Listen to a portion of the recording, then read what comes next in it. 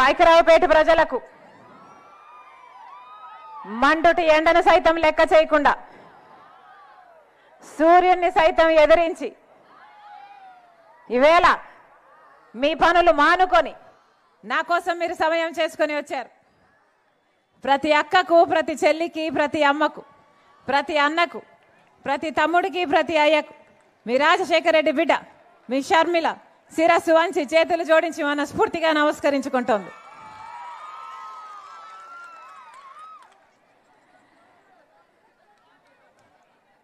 మళ్ళీ ఎన్నికలు వచ్చేసాయి. 5 ఏళ్ళు అయిపోయిందన్న ఓటేసి. అవునా? ఎంత ఇస్తారంట ఓటుకి? ఎంత? 5. అంతేనా అన్న? 5. Very good. ఎవరు ఎంత ఇచ్చినా తీసుకోండి, కానీ ఓటు వేసేది మాత్రం మీ మనస్సాక్షి ఎవరికి చెప్తే వాళ్లకు ఓట్లేయండి. ఒకసారి ఆలోచన చేసి ఓట్లేయండి. మన రాష్ట్రం ఏర్పడి 10 సంవత్సరాలు అయింది. మొదటి 5 సంవత్సరాలు చంద్రబాబు గారు ముఖ్యమంత్రిగా ఉన్నారు.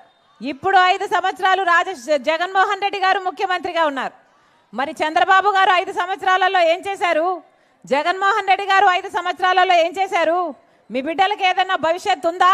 ఉద్యోగాలు వస్తున్నాయా? వ్యవసాయం బాగుందా? ఒక్కసారి ఆలోచన చేసి మరీ ఓట్లేయండి. పోయినసారి ఓట్లేశారు, మీ ఎమ్మెల్యేలు గెలిపించారు. ఎప్పుడైనా పనికొచ్చాడా మీ ఎమ్మెల్యే? ఎప్పుడైనా వచ్చాడా మీ ఎమ్మెల్యే? ఏమా వచ్చాడా? దేనికి వచ్చాడు? మీ ఓట్ల కోసం వచ్చాడు. ఆ తర్వాత ఎప్పుడైనా వచ్చాడా? మీ ఎమ్మెల్యే ఇక్కడ మళ్ళీ పోటీ చేయడం లేదట కదా. చెత్తని ఒక చోట నుంచి తీసుకెళ్ళి ఇంకో చోట డంపు చేస్తారు, తెలుసు కదా. మీ ఎమ్మెల్యేని తీసుకెళ్ళి ఇంకో చోట నిలబెట్టారట కదా. మీ ఎమ్మెల్యే ఇక్కడే గెలుస్తాడు అన్న నమ్మకం ఉంటే మరి ఇక్కడ ఎందుకు నిలబెట్టలేదు? ఎందుకంటే ఇక్కడ యాంటీ ఇన్కంబెన్సీ ఉంది కాబట్టి, ఇక్కడ ఓడిపోతాడు కాబట్టి ఈ చెత్తను తీసి ఇంకో చోట డంపు చేశారు. అవునా? మరి ఇలాంటి వాళ్ళకి ఎందుకు ఓట్లేయాలి? ఎందుకు ఓట్లేయాలి? ఇలాంటి వాళ్ళకి ఎందుకు అధికారం ఇవ్వాలి? ఒకసారి ఆలోచన చేయండి. మన రాష్ట్రం ఏర్పడి 10 సంవత్సరాలు అయింది. 10 సంవత్సరాలు అయితే 5 సంవత్సరాలు చంద్రబాబు గారు, 5 సంవత్సరాలు జగన్మోహన్ రెడ్డి గారు ముఖ్యమంత్రిగా ఉంటే ఈ 10 సంవత్సరాలలో కనీసము పట్టుమని 10 కొత్త పరిశ్రమలైనా వచ్చాయా? వచ్చాయా? మరి మన బిడ్డలకు ఉద్యోగాలు ఎలా వస్తాయి? ఇక్కడ పక్కనే డెక్కన్ ఉంది, హెట్రా ఉంది. కనీసం వాటిలో అయినా మన బిడ్డలకు ఉద్యోగాలు వస్తున్నాయా ఈరోజు? స్థానికులకు ఉద్యోగాలు ఇస్తున్నారా ఈరోజు? మరి మన బిడ్డల గురించి వీళ్ళ ఆలోచన ఉంది అనుకోవాలా, లేదనుకోవాలా? కనీసం షుగర్ ఫ్యాక్టరీలు మూతపడితే అవి తెరిపించాలన్న ఇంగితం కూడా ప్రభుత్వానికి లేకపోయిందే. చక్కెర పండించే, చెరుకు పండించే వాళ్ళు ఎంతమంది రైతులు ఉన్నారు? ఈరోజు వాళ్ళంతా ఆగమైపోతున్నారు. ఎంతమంది రైతులు, ఫ్యాక్టరీలో ఉద్యోగస్తులు, ఇంతమంది లక్షల్లో నష్టపోతున్నా కూడా ఈరోజు పట్టించుకునేవాడు ఉన్నాడా అంటే భూతద్దం పెట్టుకొని వెతికి చూసినా కానీ పట్టించుకునే వాళ్ళు ఎవ్వరూ లేరు. మరి వీళ్ళకి ఎందుకు ఓట్లేయాలో ఒక్కసారి ఆలోచన చేయండి. మనకు ప్రత్యేక హోదా వచ్చునుంటే ప్రతి నియోజకవర్గంలో 50 నుంచి 100 కొత్త పరిశ్రమలు వచ్చేవి. అంటే ఎంత అభివృద్ధి జరిగి ఉండేది, ఎన్ని ఉద్యోగాలు వచ్చుండేవి. 5 సంవత్సరాలు చంద్రబాబు గారు ముఖ్యమంత్రి పట్టించుకోలేదు ప్రత్యేక హోదా. ఇప్పుడు జగన్మోహన్ రెడ్డి గారు పట్టించుకోలేదు ప్రత్యేక హోదా. ఎందుకు అంటే బీజేపీ పార్టీ ఇవ్వలేదు కాబట్టి. కానీ బీజేపీ పార్టీతో కొట్లాడే ధైర్యం ఒక చంద్రబాబుకు లేదు, జగన్మోహన్ రెడ్డి గారికి లేదు. చంద్రబాబు గారేమో బీజేపీతో పొత్తు పెట్టుకున్నారు, జగన్మోహన్ రెడ్డి గారేమో బీజేపీకి తొత్తయ్యారు. వాస్తవం కాదా? ఆఖరికి మణిపూర్ ఘటనలో ఇంతమంది ఊచకోత జరిగితే కూడా జగన్మోహన్ రెడ్డి గారు వైసీపీ పార్టీ బీజేపీకే మద్దతు పలికింది అంటే మరి బీజేపీకి వీళ్ళు మద్దతు కాక, వీళ్ళు పొత్తులు పెట్టుకోక, అక్రమ పొత్తులు పెట్టుకోక మరి ఏం చేస్తున్నారు అనుకోవాలి. ఒకసారి ఆలోచన చేసి ఓటు వేయండి అంటున్నది. అందుకే ప్రత్యేక హోదా మన బిడ్డలకు ఊపిరి లాంటిది. ప్రత్యేక హోదా మన రాష్ట్రానికి ఊపిరి లాంటిది. అలాంటిది ముఖ్యమంత్రి హోదాలలో ఉన్న ఇద్దరికీ తెలుసు ప్రత్యేక హోదా ఎంత ముఖ్యమో. ప్రతిపక్షాలలో ఉన్నప్పుడు ప్రత్యేక హోదా గురించి దుమ్మురే పెట్టేట్టు మాట్లాడారు. జగన్మోహన్ రెడ్డి గారు ప్రత్యేక హోదా మెడల్ బీజేపీ మెడలు వంచి తీసుకొస్తామన్నారు. మూకుమ్మడి రాజీనామాలు చేద్దాము అని చంద్రబాబు గారికి ఛాలెంజ్ విసిరారు. మరేమైంది? అధికారంలోకి వచ్చినాక ఒక్క నిజమైన ఉద్యమమైనా చేశారా ప్రత్యేక హోదా గురించి? మరి మనకు ప్రత్యేక హోదా ఎలా వస్తుంది? ఆలోచన చేయండి. ప్రతిపక్షమైన పాలక పక్షమైన ఈరోజు బీజేపీ పార్టీకి అమ్ముడుపోయాయి. ఈరోజు బీజేపీ పార్టీకి గులాంగిరి చేస్తున్నాయి.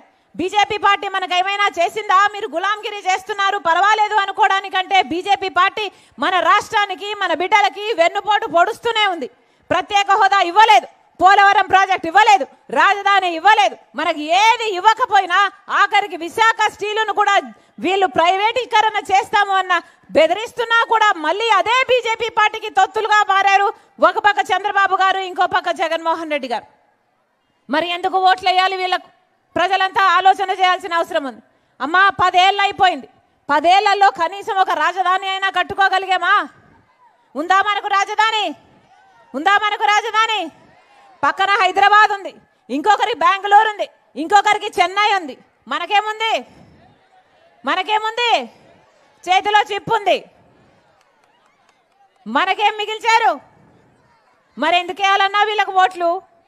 చంద్రబాబు గారేమో అమరావతి అన్నారు, సింగపూర్ను చేస్తానన్నారు, 3Dలో సినిమాలు చూపించారు. అమరావతిని కాస్త భ్రమరావతిని చేశారు తప్పితే ఒక్క తట్టెడు ఇటుకే పెట్టింది లేదు, కనీసం ఒక పర్మనెంట్ బిల్డింగ్ కట్టింది లేదు. మరి జగన్మోహన్ రెడ్డి గారు వచ్చారు, ఈయనకు ఒకటి సరిపోలేదు, 3 రాజధానులు ఇస్తారన్నాడు. అవునా? అవునా? పోనీ 3 ఒకటైనా అయిందా? మరి ఏమిటన్నా? ఎందుకు వేయాలి వీళ్ళకు ఓట్లు? అందరికీ అన్నీ ఉన్నాయే, తలెత్తుకొని చెప్పుకోవడానికి మనకు కనీసం ఒక రాజధాని అయినా ఉందా? మరి అలాంటి రాజధాని కూడా ఇవన్నీ బీజేపీ పార్టీకి వీళ్ళు తొత్తులుగా గులాములుగా ఎందుకు మారారు? మారిన వాళ్ళకు ఎందుకు ఓట్లు వేయాలి? ఒకసారి ఆలోచన చేయండి. పోనీ వ్యవసాయం బాగుందా? బిడ్డల జీవితాలు బాగున్నాయా అంటే ఎంతమంది రైతులు? అసలు రాజశేఖర రెడ్డి గారు రైతులను ఎలా చూసుకున్నాడన్నా? నెత్తిన పెట్టుకోలేదా రాజశేఖర రెడ్డి గారు? రుణమాఫీ చేశాడు, అన్ని విధాలుగా రైతులకు అండగా నిలబడ్డాడు రాజశేఖర రెడ్డి గారు. ఇప్పుడు కనీసం మద్దతు ధర ఉందా రైతులకి? కనీసం డ్రిప్ వేసుకోవడానికి సబ్సిడీ ఉందా? ఇప్పుడు పంట నష్టపోతే పంట నష్టపరిహారం ఉందా? ఇప్పుడు ఏం చెప్పాడు జగన్మోహన్ రెడ్డి గారు? ఇలాగే 5 సంవత్సరాల క్రితం మైకు పట్టుకొని 3,000 కోట్లతో ఒక ధర స్థిరీకరణ నిధి ఏర్పాటు చేస్తాను, ప్రతి సంవత్సరము 3,000 కోట్లు పక్కన పెడతాను, రైతన్న వాడికి నష్టానికి అమ్ముకునే అవసరమే ఉండదు అన్నాడే. ఒక్క సంవత్సరమైనా 3,000 కోట్లు పక్కన పెట్టాడా జగన్మోహన్ రెడ్డి గారు? 4,000 కోట్లతో పంట నష్టపోతే ఒక నిధి ఏర్పాటు చేస్తాను అన్నాడు.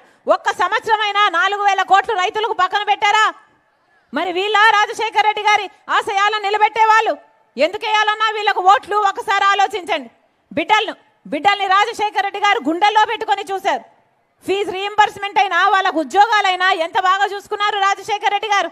మరి ఇప్పుడు ఏం చేస్తున్నారు జగన్మోహన్ రెడ్డి గారు? ప్రతి సంవత్సరం సంక్రాంతి వచ్చినప్పుడల్లా జాబ్ క్యాలెండర్ వస్తుంది అన్నాడా లేదా? మరి జగన్మోహన్ రెడ్డి గారు ముఖ్యమంత్రి అయి 5 సంవత్సరాలు అయింది. ఎన్ని సంక్రాంతులు వచ్చిపోయాయి? 5 సంక్రాంతులు వచ్చాయి పోయాయి. ఎన్ని జాబ్ క్యాలెండర్లు వచ్చాయి? ఒకటైనా వచ్చిందా? 0, గుండు 0. మరి ఎందుకు వేయాలన్నా వీళ్ళకు ఓట్లు? 2,30,000 ఉద్యోగాలు ఇస్తామన్నారు జగన్మోహన్ రెడ్డి గారు ఇలాగే మైకు పట్టుకొని 5 సంవత్సరాల క్రితం. ఎన్ని ఉద్యోగాలు ఇచ్చారు? 5 సంవత్సరాలు గడిచిపోయింది. ప్రభుత్వ శాఖలో మళ్ళీ అదే 2,25,000 ఉద్యోగాలు ఇంకా ఖాళీగా ఉన్నాయి, ఎందుకంటే నోటిఫికేషన్లే ఇవ్వలేదు కాబట్టి. మరి 5 సంవత్సరాలు ఉద్యోగాలు ఇవ్వకుండా ఏం చేశారు? గుడ్డి గుర్రాలకు పలుదోమేరా? ఏం చేశారన్నా? ఎందుకు వేయాలి వీళ్ళకు ఓట్లు? 23,000 టీచర్ ఉద్యోగాలు ఖాళీగా ఉన్నాయని ఆ రోజు జగన్మోహన్ రెడ్డి గారు చెప్పి, సిగ్గులేదా చంద్రబాబు 7,000కే ఎందుకు నోటిఫికేషన్లు ఇస్తున్నావని తిట్టాడు. మరి ఈరోజు జగన్మోహన్ రెడ్డి గారు ముఖ్యమంత్రి అయి 5 సంవత్సరాలు అయింది, అదే 23,000 ఉద్యోగాలు ఖాళీగా ఉన్నాయి. నేను అధికారంలోకి వస్తే మెగా డిఎస్సి ఇస్తానన్నాడు జగన్మోహన్ రెడ్డి గారు. 5 సంవత్సరాలు పట్టించుకోలేదు. ఇప్పుడు ఎలక్షన్లు వచ్చాయి, ఆఖరణ 2 నెలలు ఉందనంగా ఇప్పుడు 6,000తో ఒక దగా డిఎస్సి ఇచ్చారు. మరి 6,000తో దగా డిఎస్సి ఇప్పుడు ఇచ్చారు అంటే, మరి 2 నెలలు ఉన్నాయనంగా ఇచ్చారంటే ఇక పరీక్షలు ఎప్పుడు జరగాలి? మన బిడ్డలకు ఉద్యోగాలు ఎప్పుడు రావాలి? ఇది అయ్యేదా సచ్చేదా? 5 సంవత్సరాలు ఎందుకు ఇవ్వలేదు? 23,000 ఉద్యోగాలు ఖాళీగా ఉన్నాయి. 5 సంవత్సరాల కిందే తెలుసు మీకు మరి ఎందుకు ఇవ్వలేదు అని అడుగుతున్నాం. కనీసం కుంభకర్ణుడైనా 6 నెలలు నిద్రపోతాడు, 6 నెలలు పనిచేస్తాడే. మరి జగన్మోహన్ రెడ్డి గారు ఏం చేశారు? 5 సంవత్సరాలు నిద్రపోయారు. ఇప్పుడు ఎలక్షన్లు వచ్చాయి కాబట్టి, మీతో అవసరం ఉంది కాబట్టి, మీరు ఓట్లేసే యంత్రాలుగా వాళ్ళు చూస్తున్నారు కాబట్టి ఇప్పుడు బయలుదేరి సిద్ధం అంటూ బయలుదేరి ఇప్పుడు వచ్చారు. అవునా? ఎప్పుడు వచ్చారన్నా? 5 సంవత్సరాలలో ఎలక్షన్లు వచ్చాయి కాబట్టి ఇప్పుడు కనిపిస్తున్నారే. అదే రాజశేఖర రెడ్డి గారు అయితే ప్రజా దర్బార్ అని రోజుకు 1,000 మందిని కలిశాడు. జగన్మోహన్ రెడ్డి గారికి కనీసం మంత్రులకు ఎమ్మెల్యేలకు కూడా అపాయింట్మెంట్ ఇవ్వలేదు. వీళ్ళ రాజశేఖర రెడ్డి గారి ఆశయాలను నిలబెట్టేది. సిద్ధమని ఇప్పుడు బయలుదేరుతున్నారే, దేనికి సిద్ధమన్నా? మళ్ళీ 8 లక్షల కోట్ల అప్పు చేయడానికి సిద్ధమా? మళ్ళీ బీజేపీ పార్టీతో అక్రమ పొత్తు పెట్టుకోవడానికి సిద్ధమా? మళ్ళీ బీజేపీకి మన ప్రత్యేక హోదా, రాజధాని, పోలవరం తాకట్టు పెట్టడానికి సిద్ధమా? మళ్ళీ పూర్తి మద్యపాన నిషేధం అని చెప్పి మోసం చేయడానికి సిద్ధమా? దేనికి సిద్ధం? అయిందా మద్యపాన నిషేధం? ఏం చెప్పారు?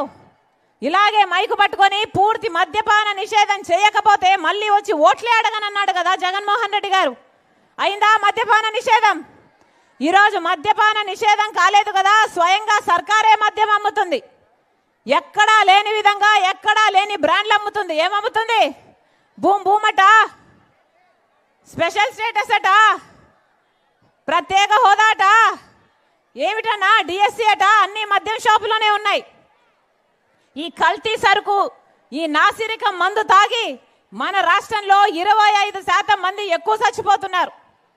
కిడ్నీలు, లివర్లు చెడిపోయి ఎక్కడికి పోతుంది మన రాష్ట్రం?